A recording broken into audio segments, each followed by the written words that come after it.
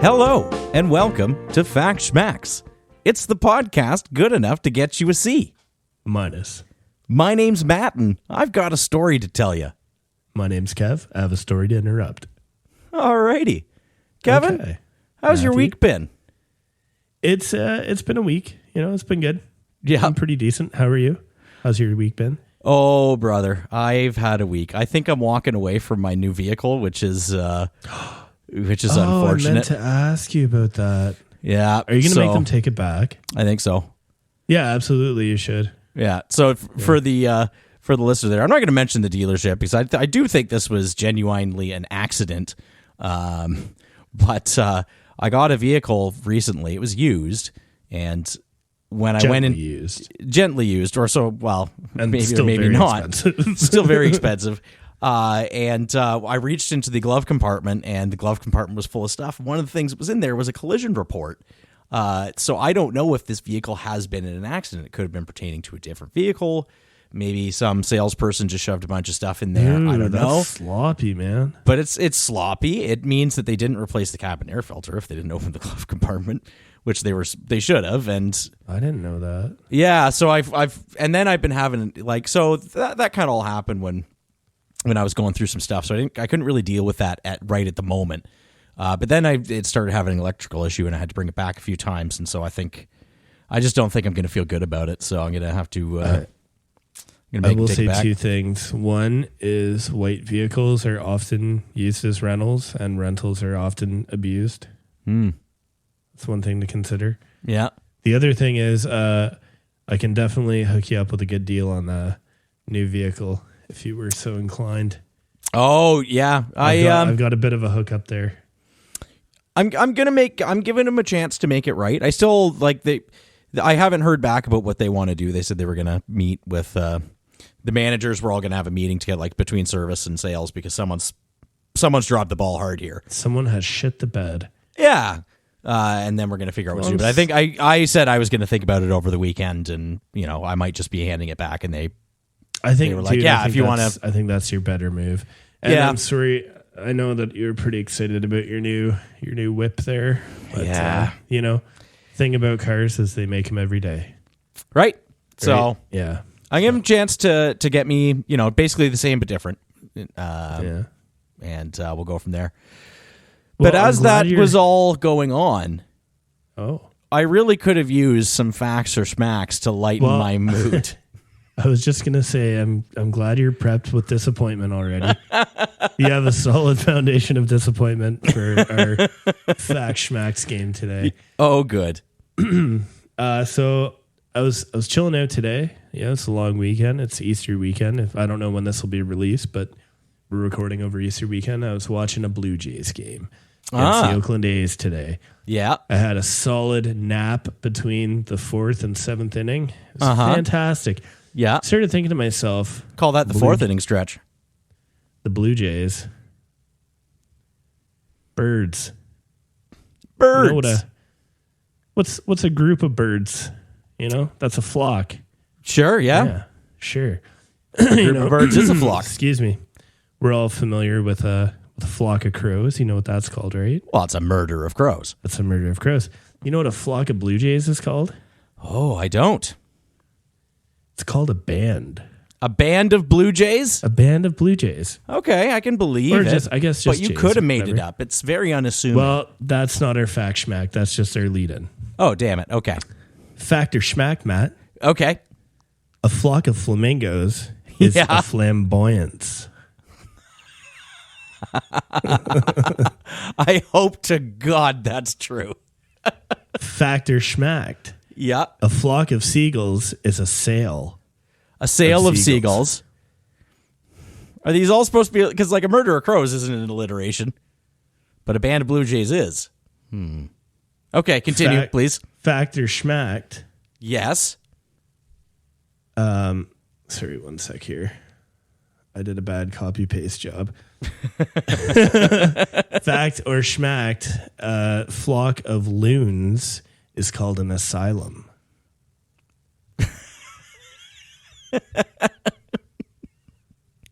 An asylum of loons. Asylum of loons. So a flamboyance of flamingos, a sail of seagulls, and an asylum of loons. Yes. Oh, they're all so good.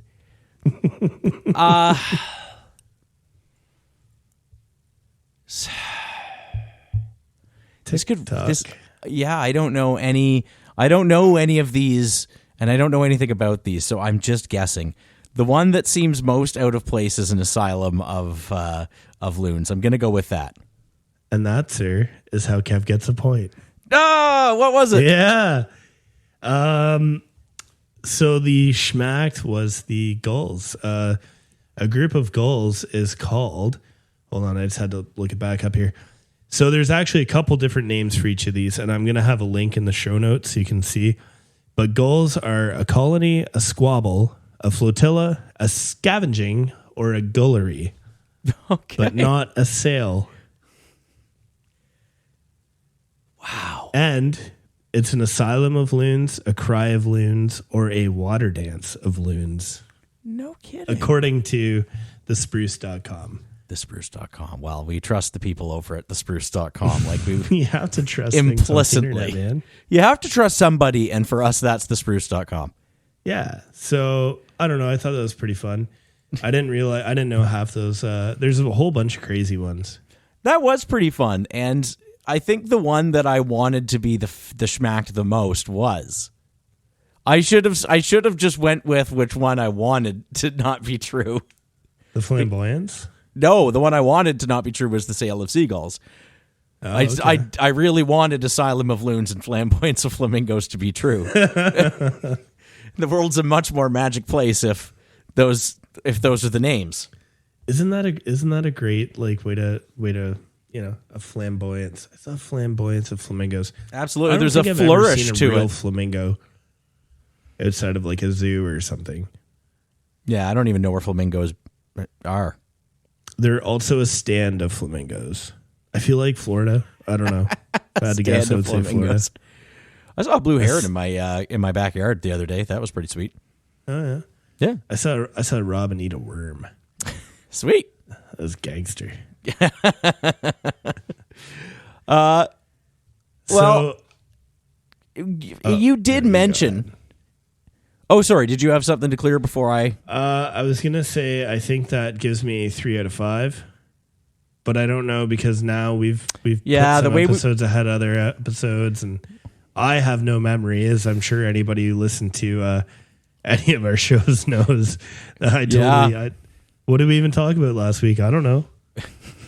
It's anybody's guess. We might have to drop the pretense of scoring because we might not put out these episodes in order anymore.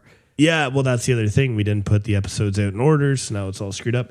So I guess I'll just say, like, for the episode now, you wear the honorary dunce cap. Sure, we'll do a per episode honorary dunce cap. I've got it now. Yeah. Ding. Well, you did mention it's Easter, and what Christians and Catholics. Well, Catholics are, anyways. What are Christians celebrating on Easter? Why it was Jesus dying and then coming back, becoming a zombie. Yeah, and then doing the zombie thing before ascending to heaven. But did you know that he's supposed to come back again? We need to really tread lightly on these episodes. And do you know what it is when he comes back again? The second coming of Jesus. It's the rapture, baby. Oh, okay. This is one of those episodes that Fast Fact Schmacks. No, Fast Fact Schmacks. There's 3 things here that could have been a Fast Fact Schmack, and I'm grouping them all together into kind of fun doomsday predictions. Oh. All right. We're not going to touch too much on religion because, I mean, I don't want to offend anybody. We're certainly not going to be touching on anything that anyone would consider mainstream religion. Yeah. Okay. All right. Perfect. That's good. I was a little worried. I was like, oh, man, I'm going to have to really behave myself here or someone's going to get offended. Yeah. Well, and so just to put my cards on the table, I'm an atheist, but I'm not a not a sneering atheist. I think at the end of the day, everyone's just trying to get to bed at night and sleep well, and whatever works for you is great. Doesn't work for me. I found my own thing. That's cool. If drugs, drugs and alcohol. Yeah, but heathen. but if that's something that works for you and you truly believe in, then that's terrific. That's wonderful. That's sure. Great. I don't really, that's great. First one we're going to talk about. Oh, sorry. I was going to say I almost could say I was raised Catholic. I went to like Catholic schools and attended masses and stuff, but definitely my parents are just kind of like me, just like, whatever. Yeah, my parents didn't. They baptized me Protestant because my grandparents are quite religious, but they never I've been in a church like 8 times. They were like, you figure it out when you get old enough. We're not going to tell you what it is, which is the same way we're, with your boy. Yeah, same way we're treating it with our son. And if he has questions, I'm sure I'm there to answer him, but we're not, we don't go to church. It's not our thing, right? Yeah, sure. First, on to the apocalypse. The first these are there's 2 of them here that you're probably going to remember. You're going to remember 2 different apocalypses, which is kind of fun. My fiance pronounces it apocalypse. Apocalypse. She also calls crayons crowns. I don't understand it, but I think it's adorable. That's great. And now everybody knows. There you go. All 7 of her listeners. Yep. The first doomsday scenario we're going to touch on is the 2012 Mayan prediction or prophecy. Right, the Mayan calendar. That's right. Because it turns out that the Mayan calendar ends at some point. 12/21/12. That's right. Just like our calendar ends at the end of every year. Yeah, but no, that was the end of there was like a sequence or something to it, wasn't there? Yeah, we'll get to that.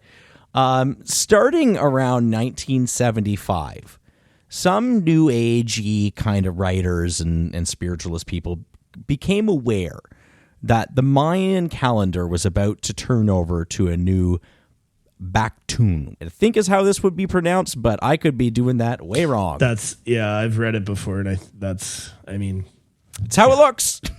Sure. Which just like a Patome. Yeah. Calliope syndrome. Just essentially a millennia in the Mayan calendar. It's not exactly. I think it's like 375 years or something similar to that. I meant to go and look up that specific figure and then I didn't. But just like so it's like a significant date in the Mayan calendar in the same way that like the year 2000 was a significant date in our calendar just because we ascribe significance to it. Even though technically the actual millennium wasn't until 2001, not 2000 because there was no year 0. Nobody cares. The year 2000 is nice and neat, and that's the year that we celebrate. The purported significance of this date continued to grow in the New Age community, through the 70s and the 80s and the 90s. First, it was just kind of this date of unspecified transformation. The calendar's flipping over. That means something, obviously, right? We're going to transform for some reason. But as the date got closer and closer, more and more people started to, kind of pile on the gloom to the date. It was actually in 2001 that some dude first linked 2012 to a doomsday scenario. And then from there, it just kind of, that idea just spread in, the kind of corners in the internet where these ideas usually kind of spread. Started to be taken for granted, actually, that the world was going to end in 2012. And then, you just got to kind of work your way backwards from there. Well, if you know the world's going to end, why? Let's figure it out. Who's got ideas and who's got theory? You've begged the question of the world ending, and now it's time to work your way backwards from there. And so there's all sorts of theories. Have you heard about the hidden planet? That one? No. Apparently there's What's a hidden planet in our solar system that was just gonna run into us out of nowhere. Ooh. I'm not sure how they thought that was gonna work. Because we have like telescopes and stuff. In their mind, it's just like hiding out behind the sun, always out of view from us until this moment. And the Mayans somehow knew that it was going to be there now, when their calendar just arbitrarily flips over. Or maybe there was some sort of this weird like galactic beam. Some crazy person had this theory that doesn't make any scientific sense about how there's like a plane to the galaxy, which you can't really even establish because the galaxy's very big and there's no like up or down or X or Y or. Well, I mean, there is, but it's kind of like it's hard to define exactly what the size of the galaxy is enough to, define a specific horizon the way this guy's talking about it. Just from what I briefly read, I'm not claiming to be an expert in that sort of thing at all. But again, like the idea that Mayans knew about this, galactic thing, and we don't is, kind of stretches belief, I think. 2012 just kind of became this catch-all to hitch any and all conspiracies to solar flares, alien invasion, again, secret planet coming out of nowhere that for some reason we've never been able to spot.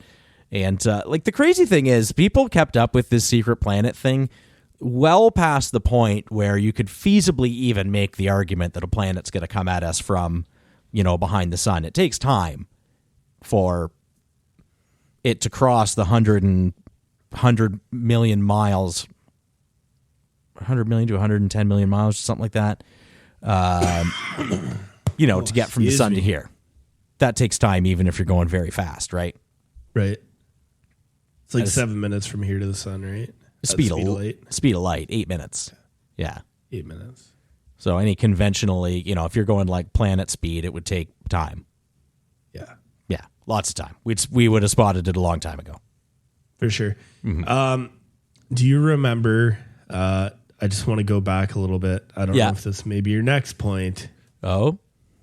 Y2K?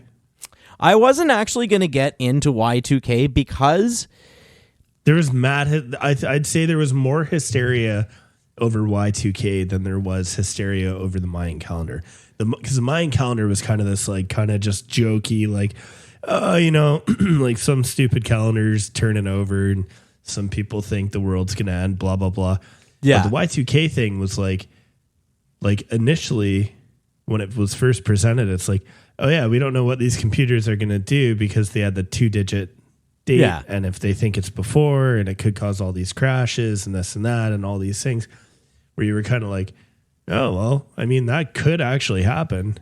I think a lot of that was overblown. Like the idea that for sure it was. The nukes are just going to launch themselves because they don't know what day it is. That's probably not really.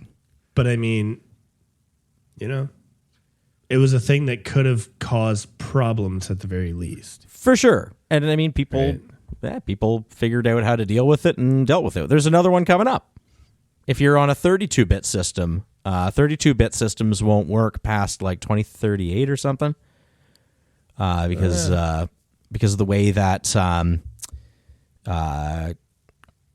timekeeping works on computers. They're basically counting seconds from an arbitrary date, and there's only so many bytes in a 2-bit system to keep track of that. So you'll essentially exceed the amount of seconds from that since that date. But if you're on a 64-bit system, it's significantly longer. It'd be like 6 million years until that's a problem again. That's crazy, hopefully we'll have. I like that we just kicked the problem so far down the line that nobody needs to figure it out. Dude, by what? These computers are going to look like slide rulers in 30 years. Yeah. Everything we're doing. Mm-hmm. The Mayan one, yeah. And I think people didn't take it seriously because there was another more publicized doomsday thing that had happened just before that we're going to get into later. So, yeah, I didn't want to get into Y2K because there wasn't really a specific. It was just sort of this general panic rather than this, like, I guess the 2012 is kind of a. Yeah, that's what I mean. Like, I feel like the Y2K was more of a specific, like, oh, this is an actual thing that's like, you know, present here and is a very unknown variable after this certain point. Whereas the Y2K or the 2012 thing was more just like, okay, buddy, yep, I'm sure they did predict, you know, because you're right. Like, as much as I love to jump on board conspiracies and I find them just amusing as could be, I am a pretty like grounded in reality, skeptical kind of dude, right? But I mean, it's like they're fun. They can be fun, but I think it's conspiracy theories are almost like gambling. Like there's a certain sort of person where it gets dangerous for them to really get into them, 100%. Right? Yeah, for sure. So you know, it's a fine line, right? Yeah. Yeah. You know what I also find funny? Just one more observation I've always made about conspiracy theories. And I don't know if I brought it up on the show. We've done enough episodes now. I mean, if we've done more than one episode, I've forgotten what we talked about. So that's how that works. Like I'm an 80s system. I have a 512 megabyte memory. I have to purge a lot. But anyhow, the thing about conspiracy theories I find funny is that it's never just, 9/11 was an inside job, but Lee Harvey Oswald was the lone gunman. It's always both. They always just seems to me that everybody who gets into one conspiracy theory gets into all of a sudden piles into all of them. Yeah. Right? Yeah. Like I know so many people, it's like, oh, you believe that? It's like, yeah, kind of. And maybe the real truth is in between. Like you look at, say like the whole, we're going on a tangent here, sorry. Say the whole World Trade thing, right? People are like, oh, it's an inside job, this and that. Like there's people who say that Pearl Harbor, they had an idea. They kind of knew, and they say that about 9/11. Maybe somebody was just like, oh, I'll just slide that under my desk and see what happens. You don't know. There's room. That's where I find there's a little bit of room where you're just kind of like, I don't think they set it up, but did somebody snooze on it? Yeah, probably. Well, we know they snoozed on the memo. They know, right? That's what I mean. We know they at least snoozed on it. But I don't think there's a little bit of truth. Like that's not a conspiracy, though. That's just incompetence. Yeah, but I mean, that's not an inside job. That's just incompetence. That doesn't make it an inside job. But at the same time, you kind of go like, when somebody argues it, like, oh, they knew and this and that, it's like, yeah, somebody fucked up and whatever. But it's always multiple conspiracy theories, never just one. Yeah, and the further you get into it too, the more and more ridiculous stuff you're willing to accept. Oh, the deeper you go, it's like, like that's kind of the point I was making. Like I could almost be like, yeah, maybe somebody intentionally snoozed on the stuff. Like, sure, that could have happened that we don't know about. But when you get into the whole, like, they were drilling dynamite into the buildings for all this, and it's like, no, man, there's no way you could have a conspiracy that big. Yeah. No way. Come on. And like, that's where I step off, right? I'm like, I don't know, man. 3 can keep a secret if 2 are dead. That's what I believe. Like, there's no way you can keep that stuff quiet. Oh, like the moon landing stuff. How many people would have to be in on it to fake a moon landing? You would have to have a program that was just as big as sending someone to the... It would be easier to send someone to the moon than in that day than to fake it. Yeah, absolutely. 100%. It kills me. I'm just like, okay. We've understood how to blow things up for quite a long time. That's all we're doing. We're just controlling, we're really blowing something up to get you to the moon. Yeah, we're really good at missiles and projectiles. Yeah, because they had a lot to do with defense in the Cold War. Mm-hmm. But yeah, I don't know. Sorry, I didn't mean to go on such a huge tangent. Do you No, even that remember was where we were? That was good because, like, frankly, there's just nothing to the 2012 thing. I just wanted to bring it up because it was hilarious. Roland Emmerich made a movie about it. I don't know who that is. He makes all the disaster movies. I think he also made Independence Day. Oh, okay. He makes like big budget disaster films. I can't remember. He just had one recently. Yes, I think I know what you're talking about. Yeah, he had The Day After Tomorrow. So I don't really have anything to add. Like 2012 came and went, and here we are. Speaking of great disaster movies, have you watched Don't Look Up? No. Dude, I know you don't watch a lot of movies, and I know that you're always like, yeah, I'll watch it someday. When I tell you watch this movie, watch it. You'll like it. I've heard very mixed things about it. It's good, dude. It's very, it just kind of looks at the stupidity of people and, Yeah. I'm, good. Yeah. Yeah. Nothing else to add about that. We're going to take a short break as I just run and grab another beer here. I'll be right back. I'll just trash talk you. Sweet. So generally when I set up for these shows, I'm not overly well prepared. I'm a little scattered, whatever. But if I was drinking beer right now, I'd have brought at least 3 with me. Just saying. It would have been much more handy if he brought multiple beers with him.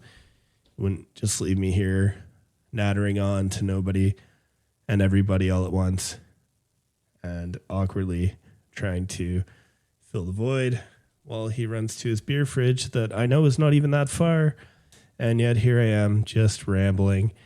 Yeah. So this is Fact Schmacks, everybody. High production value, absolute professionalism, and high quality standards. Here he is. I really hope he edits this out, but he won't because he does that to me. Hello. Oh, well, what did you say? Wow. Oh, all kinds of things that I really hope you edit out, but I know you won't. We'll see. Yeah, Probably I just not. rambled on. It was the most awkward thing.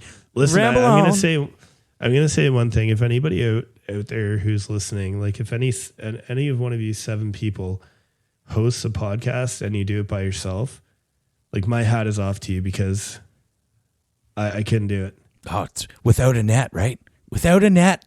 Yeah, like I rely on Matt talking so that I don't have to. Yeah.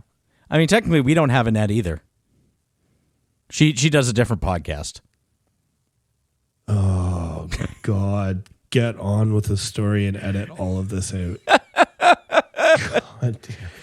So, the next little doomsday prophecy that I want to bring up comes from 1806 and comes from a lady who's going to get an episode of her own someday.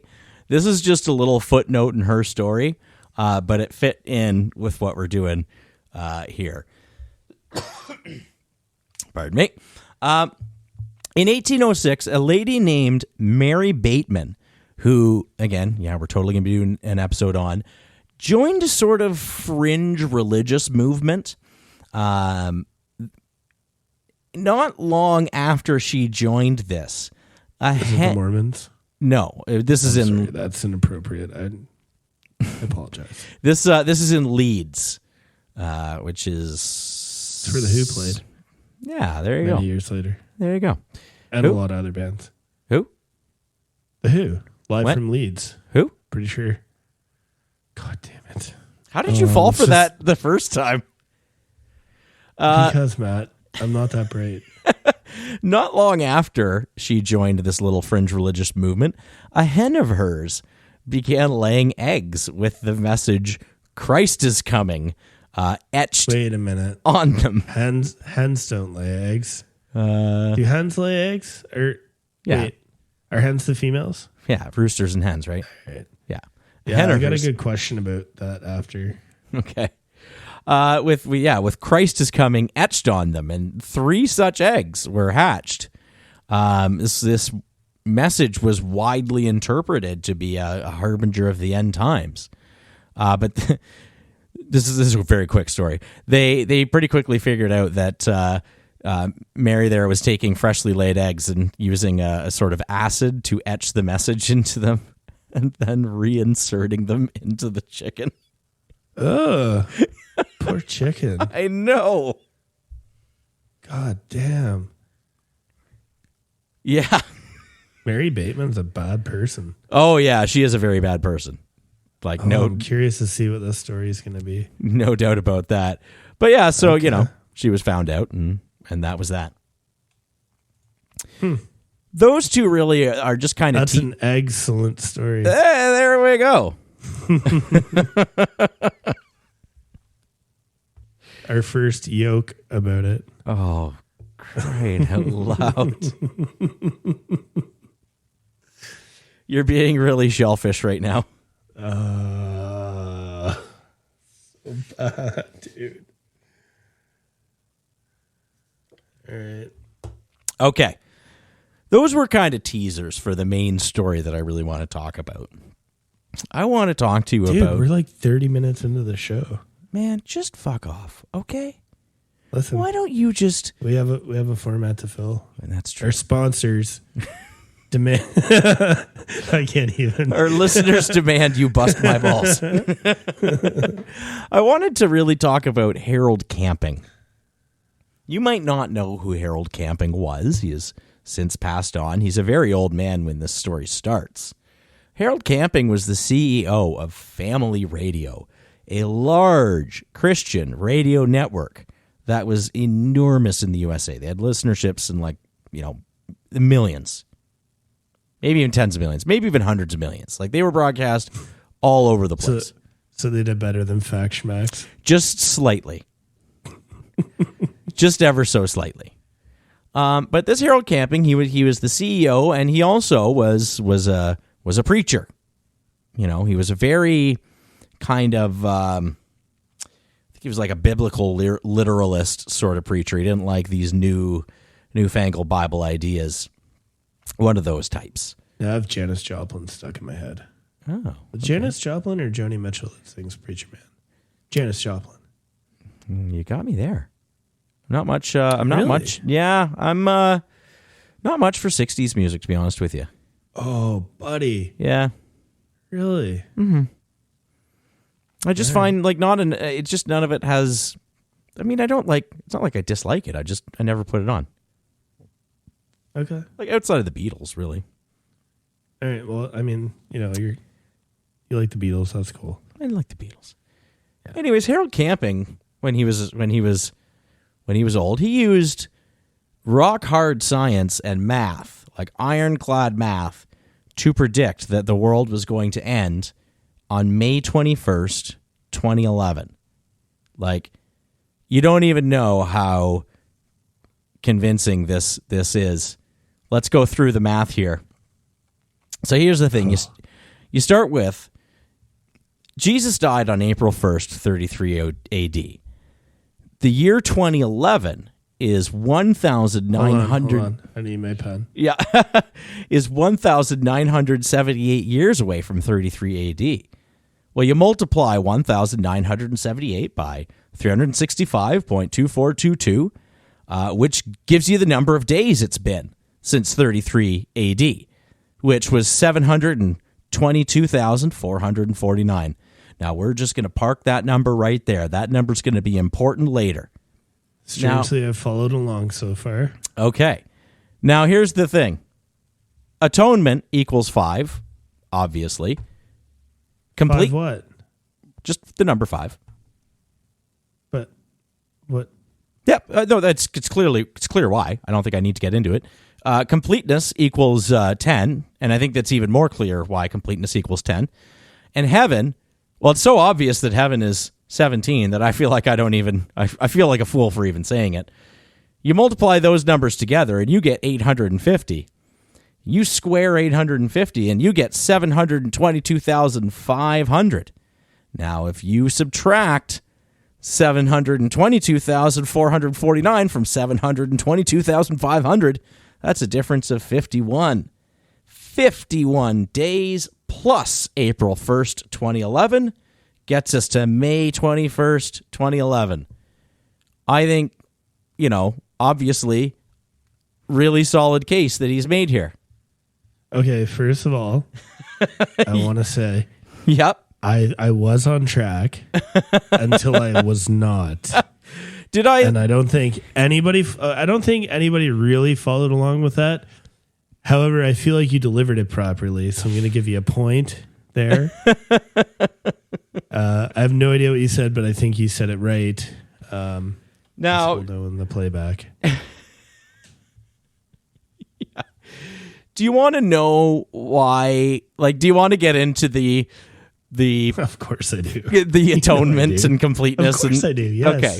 So, according to, well, not according to him, Exodus 30:15 says, "The rich shall not give more, and the poor shall not give less than half a shekel, when they give off an offering unto the Lord to make an atonement for your souls." Now, if you use shekels, half a shekel, well, that's 1/2, right? But if you use decimals, that's 0.5. Yeah. And we know that, 5 is basically the same as 0.5. And so that's why atonement is the same as 5. How long ago did this guy do these? This is like 2010 when he's really given her. And he's like 90. So he's a very old man, but yeah. Yeah, I mean, like, I'd say the weed was pretty strong still back in 2010. I could come up with some math like that right now. Sure, yeah, absolutely. Yeah. The other stuff is basically exactly that sort of thing. Take a random Bible passage that has that word in it. Like, I have no idea why those words are even important. That doesn't seem to matter either. But, like, he takes the number 10 from some passage about Satan being bound for 1,000 years to signify completeness of God's plan. Now, why 10 is the same as 1,000? I guess that's the same reason that 5 is the same as 0.5. And 17, God instructed Jeremiah that this purchase of a field for 17 shekels was done to guarantee or demonstration that time would come that Israel would again occupy Jerusalem. That is, people again would go to heaven, and that's why 17 means heaven. So this Have you ever read the Bible? No. So I haven't read it start to finish, and I actually want to. Mm-hmm. Because, I mean, it's the most, I mean, it's the book, right? Yeah. Like, it's the book of all time, the best-selling book ever. Yeah. But I used to, like I mentioned, I went to Catholic schools. So, like, in a lot of the classrooms, there'd be Bibles kind of at the back of the classroom. I'm sure you can tell by how I am that I was a kid who sat at the back of the classroom. Yep. And at the back of the classroom, I would often not pay attention, and I would just skim through these Bibles. Uh-huh. And, dude, I would just find the most random, like, passages and stuff, and I'd be like, man, that's so much shit going on in this book. Like, it's like death and incest and, like, all kinds of horrible shit. And I'm like... And then, like, useful advice for growing crops and stuff like that. Like, it's good ways to deal with life. Yeah, I mean, it was book, man. It's weird. Yeah, I've never read it in its entirety. I've often tried to start, and I get to like Genesis, like verse 3, and I'm like passed out. Yeah, I don't know if I'd ever have it in me to write to read the whole thing. I just don't think I would. I think it's the Psalms where it's like these like little like they're almost like little poems or like little like motivational sayings. Yeah. I always used to like reading those, be like, oh, that's kind of neat. That's nice. There's the one I don't know which one it is, but it's the one about give me the I can't remember exactly how it goes. It's the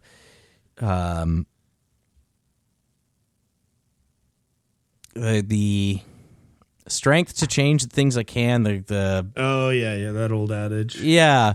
My Is that grandparents. in the Bible? Yeah. Oh, yeah. My grandparents had that all over their house. I didn't understand it till I got older, and now it's, it's one of those things where I'm like, oh man, that's so true. It was about you. Well, could have been. God, give us the patience. Was it the patience to deal with stuff you can't change, the strength to deal with stuff you can, and the wisdom to know the difference between the two, something like that? Yeah. Something people, whoever knows it knows it. Yeah, I get the idea. Except for us, I guess. Yeah. Secondhand news guy. Yeah, totally. Now, okay, so that's where he's getting those numbers from, but like it's just numerology. It's taking random numbers and making significance out of them, because you can use all sorts of numbers to, relate to all sorts of things. Sure. That's numerology in a nutshell. It's, you can make a case out of anything if you want to sit there long enough and, make nonsense numbers. Yeah. Yeah. I always find them kind of interesting to kind of watch, like, the process. Yeah. Like the stuff at the beginning where it's like, okay, numbers. Well, sure, that many days since, sure. I don't know why we're going to say that many days is significant, but just because you can pull random number, you're just associating numbers with concepts that aren't even like. What was this guy's kind of like? Why were we listening to him as opposed to just because being he ran? Like, okay, bud, put your tinfoil hat on. He ran a radio. He ran a $71 million company. That's right. Okay. Yeah, so he had a huge amount of reach.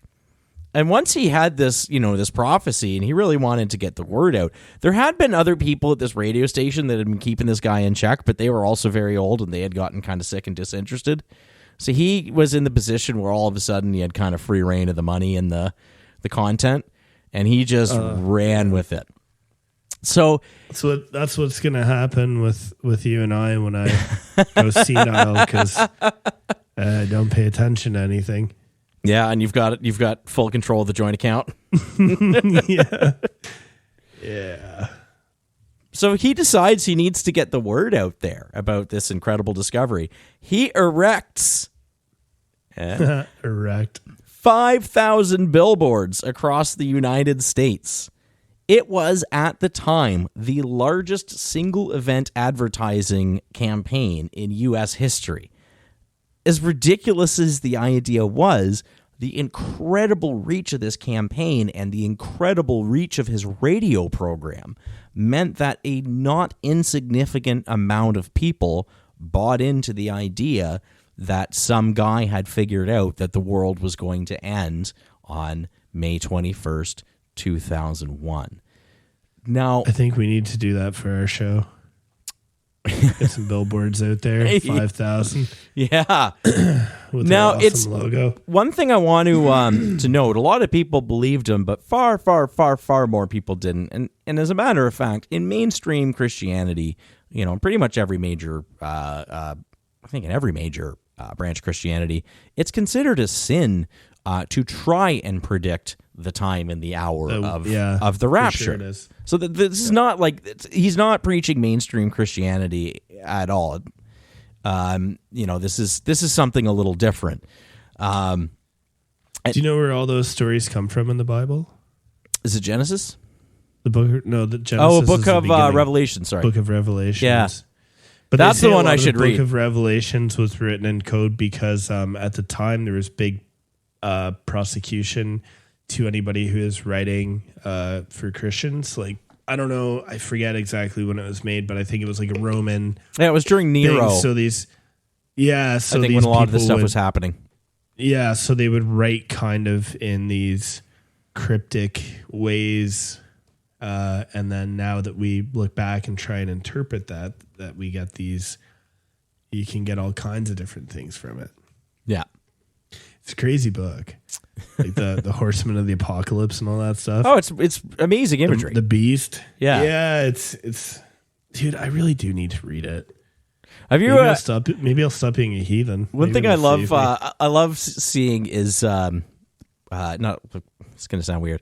There's a lot of kind of memes about biblically accurate things, because if you ever see biblically accurate angels the way they're actually described, they're like eldritch abominations. It's like a circle with a ton of eyes on it, or they're not described in some of these books as dudes with wings. Sometimes they're described as things that are just like impossible to imagine. It's like it's like the whole like white Jesus thing. Yeah, that's a different topic. I mean, obviously, like I firmly believe Jesus was a real guy.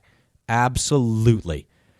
He obviously wouldn't have been a white guy. That would have been the weirdest thing in the world. Yeah, for sure. And I mean, whatever, you know what? If somebody, whatever your relationship is with religion, I don't want to shit on it, right? Like, for sure. I think, Even when we kind of talk about this stuff, it's like, just want to reiterate that we're not making fun of that. Yeah. We're making fun of this guy. Yeah, this guy definitely is a wacko. This guy's hilarious. He would 100% have a podcast. He was the original podcaster. But the less funny part about this is that believers in this guy helped raise money for outreach. This radio station of his, a lot of the money that it got was through donations, public donations from its listenership. Outreach for what? Getting the message out. Oh, God. That the world was going to end on May 21st, 2011. I wonder how many people woke up like May 22nd and were just like, I wonder if that check cleared. Well, that's we could get that back. People were selling their possessions. People were maxing out credit cards, thinking that they're not going to have to pay bills and they're not going to need that stuff. And that's the way sadder aspect of this. Yeah, I've been holding off on paying my credit card because of Russia lately. I'm just like, fuck it. It can be late. We're fine. We're still here. Bite me. The media picked up on the campaign because somebody just put 5,000 billboards across the United States, which fed interest in the campaign, drove up, Google searches towards it, which generated, the increased amount of interest meant that they felt like they should do more advertising because they felt like they're getting somewhere, which generated more media coverage. Now, a fun part of this is that there was a lot of shit posting and general memery around this event. Some people took hold and really just wanted to have a good time. A fake rapture was organized over Facebook where people were just going to go and like leave clothes around to make it look like people got raptured. That's fun. Can I just interrupt here while I have this brilliant thought of mine? Yeah. So I was thinking if we ever get enough Patreon subscribers, we should get billboards and start some kind of mass rumor. No. Like a social experiment. Yes. Yeah. Absolutely we not. Do some numerology. They'll be telling tales of us one day. Even better than just throwing your clothes. A group called the... I should try that sometime. Just pretend to be just raptured? Go hide around the corner naked. Like go into the other room to get something, leave a pile of all your things. Yeah. Interesting. More fun than that, a group called the Phenomenauts got people to gather together, and they filled the Phenomenauts.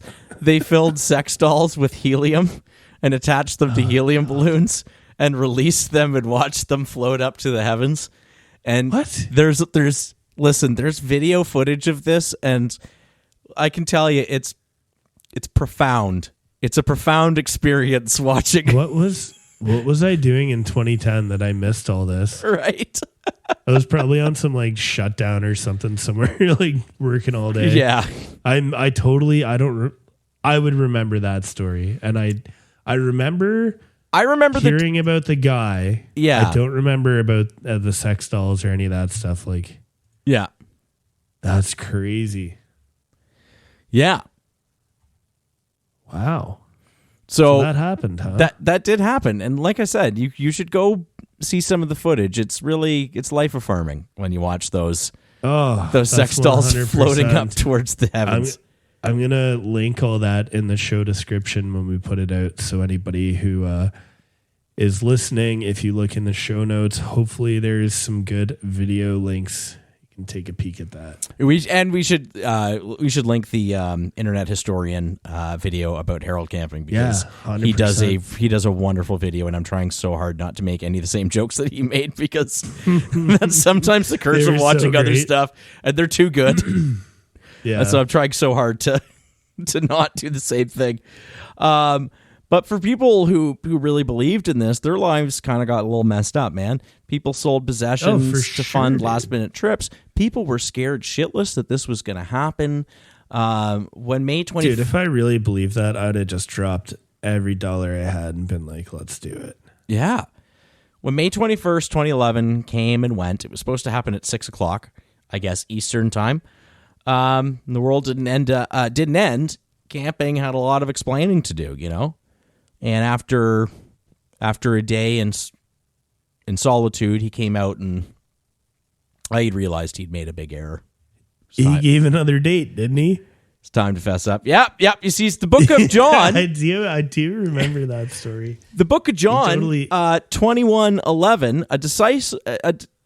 A disciple caught 153 fish. So obviously, got to put the fish number in there. So you add 153 days to May 21st.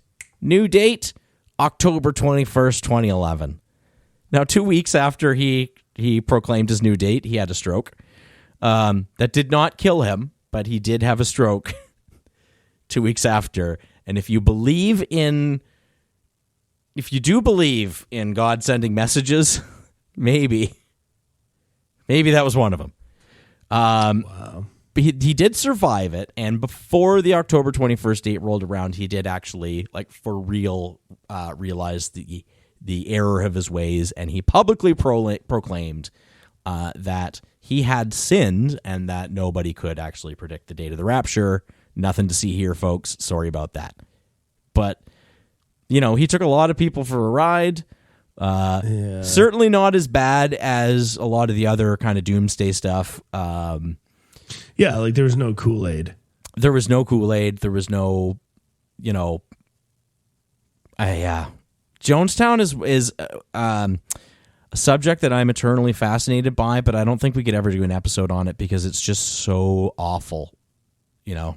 No, we're 100% doing an episode on it. I don't know, man. Tip to taint. There's not a lot to joke about. It's pretty bad. And that's the thing. I get caught sometimes because I noticed something. Somebody called me out. Not really called me out on something, but I had when we named our episode the Boston Molasses Party. It's like, to me it was kind of funny because I'm looking at the story of a molasses flood, 100 years later. Yeah, not thinking about the 10 people who died. Well, and it's easy to get caught up in our little character. The characters we have for ourselves, which are mostly us, but it's you can exaggerate a little bit of like, it was kind of a fun bit to be, you're calling it the molasses party, and I'm like, no, it's not the molasses party, and then for sure. it was. I think that was funny, and then in the moment funny, and then go, well, maybe that's insensitive to the 10 people who died. So doing a Jonestown thing would be you'd want to kind of make the joke and the whatever, but then at the same time you gotta it's a hard line to walk. I always think about that when I look at topics. I'm like, well, how much of a bummer is this really? That being said, we've done so many topics that are so weird. Dude, so many topics. Or everybody, it's generally like I think the sad truth is the further back something is, the more awful of a thing you can talk about because nobody's around who remembers or cares. Yeah. Now there are some things that happened a long time ago that people still care deeply about. So obviously you gotta. Sure. It's a fine line. Yeah, and that's the thing. Especially when we do this show, because we'll be talking and kind of joking around because I've known each other for 20 years at least, and then when you kind of go back and you think, well, maybe somebody might find that offensive or something. Or I always kind of, I guess if I was really worried about it, I wouldn't be doing a podcast. There's also a part of me that's like, whatever, fucking get over it. Listen to me. Like, I'm a moron. Like, don't take anything I say seriously, right? So it's like, but yeah, that would be a tricky topic for sure. I think that would be a really hard one. It would be so hard to find the angle or the, do you... But right there, the segue into it, like, there's no Kool-Aid. Like, we make jokes about it. Like that, people make that joke all the time. For sure. Everywhere. Don't drink the Kool-Aid. Yeah, for sure. Right, so...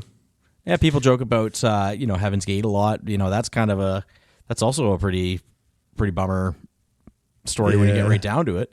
It's interesting. Yeah. It's really interesting. It's very, very fascinating. Sometimes I think maybe we should have another episode or another show that's more serious. Show that's more serious where, like, I don't get just ripped before we record. And we don't misspell our logo. Yeah. I don't know. But this is so much fun to do. That seems like work. This is just entertainment. Yeah. For me, anyhow. Yeah. I'm entertained. I think we've been pretty good about people are entertained. I think we've been pretty good about not targeting anybody or not making fun of anybody. Yeah, I mean, we're sensitive folks. We try. We're both, we're both dads. We not that like being a dad is or being a parent. When you're not a parent, you can't understand empathy or anything like that. I don't believe that at all. I think it definitely softens you. It softens you. Yeah, for sure. So you polish your edges. That's really it for the end of the world. I mean, I don't really have much more than that. Those are three kind of smaller stories that I don't think three kind of lighter tales of the end of the world. This episode will be like Apocalypse 1 or something, because Apocalypse Later. There's a lot of other Apocalypse Now and Apocalypse Later. That's amazing. So there will be Apocalypse Later coming because there's other things to discuss. I mean, there's so many other world-ending events. Oh, I think it should know this one's Apocalypse Later, and if we do another one, it'll be Apocalypse Even Later. Oh, wait, no. That's too correct. Apocalypse More Later. And then the third one will be Apocalypse Laterist. Yeah.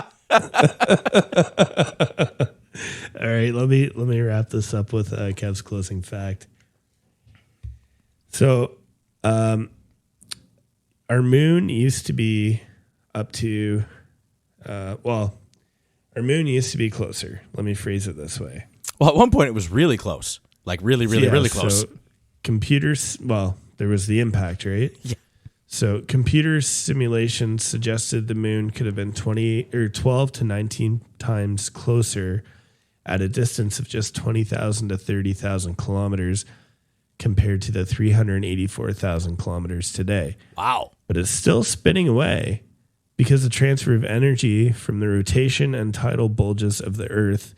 The moon gets 3.78 centimeters further away each year. That's correct. That's roughly the same rate at which your fingernails grow. Huh. Now, I don't know, 3.78, that's like an inch and a bit. Yeah. Your fingernails grow an inch and a bit in a year? I guess. I don't know. You tell me. I don't know, man. This is fact schmacks, dude. I think it is. That's all I got right there. It's from National Geographic. I'll put a link. Sure. No, one thing that is true. One thing I would add to that is, sometimes when you look at the way the universe is, it is a dynamic system that is changing. When you look at our solar system, it's a dynamic system that's changing. The Earth is still cooling. The Earth is, yeah. So when you look at certain things, like every galaxy is moving away from every other galaxy because of dark matter, or dark energy. If you look far enough into the future, there's a very likely scenario where every galaxy is its own island. Every other galaxy is so far away and moving so far away so fast that you'd never be able to spot another galaxy. You'd never even know it existed. We live in a unique time frame when we can see other galaxies and we know that they're there. In 1 trillion years, someone born in the Milky Way galaxy is not going to know that. We live in a unique time where the moon is just far enough away from us that when it lines up with the sun, it can completely cover it. But you can still get that wicked halo. In some amount of time, that's not going to be the case anymore. The moon's not going to be able to completely cover the sun. People aren't going to, if there are people, there won't be full lunar eclipses. Sometimes just, neat thing to think about. The things we will see because of when we were born. We lament a lot. See. Well, we will lament because I've done some calculations, Matt. Oh. And the world is ending. Long before that. And if you want to know what the date is, subscribe to our Patreon. One thing, thank you very much for our Patreon subscriber there. Thanks, Joe. Thank you. That's amazing. If you want to support us, that's a great way of doing it. But something else that we would ask for is just one shot, one beer. Tell someone you know about us, if you can, and maybe just leave us a review on your podcast listening app of choice. That would be amazing. One shot, one beer. So good. That's all we ask. Mm-hmm. All right. Well, thanks, guys. Goodbye. Bye. Thank you for listening to Fact Schmacks. We hope you enjoyed our show. If you want to hear more, be sure to check us out on Patreon at patreon.com/factschmacks. Or you can check us out on Facebook or on YouTube or on twitter.com @FactSchmackedPod. We also have a website, factschmacks.xyz, because we know you haven't had enough yet. Sure.